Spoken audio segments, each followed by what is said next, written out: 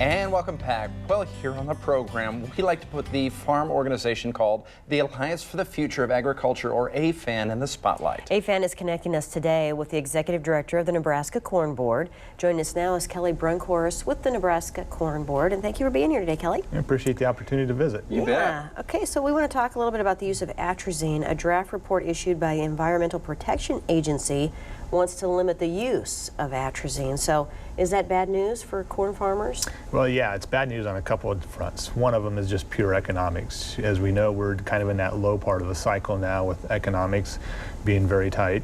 And so this draft report, should it go through, has a potential to increase the cost from a producer for finding additional chemicals to replace atrazine, anywhere from $29 to $69 or $60 an acre. So at a time when we're looking at tight margins, we don't need that incurring that additional cost. Wow. The other part that we have to look at is the precedence it sets. So obviously herbicides go through a review every so often with EPA.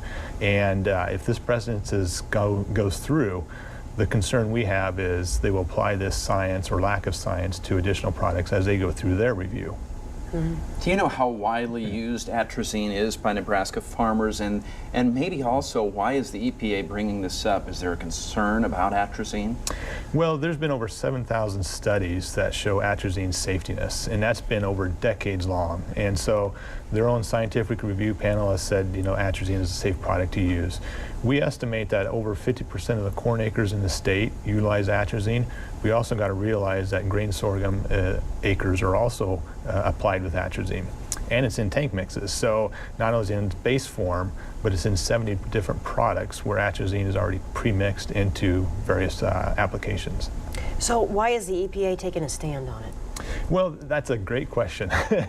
We've always talked about the lack of science sometimes in some of their reviews and proposals, and I believe this one goes to it. And so we really struggle when their own scientists say, you know, some of the science and background data that you guys are using, as they have discredited it. And so why are they utilizing it at a point in time when, again, 7,000 studies say it's safe?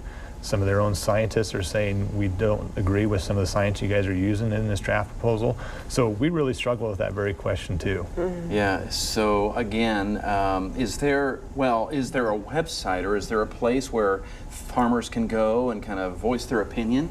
So they can go to our website, nebraskacorn.org, and do a quick link and submit their own comments. Then go fightepa.org and do the same thing. But we really encourage producers especially as they get into pre-harvest season, take a moment, submit a comment in support of atrazine. Again, not only from the economic standpoint from it, but also just the precedence that this may set. Otherwise, will farmers have to find an alternative?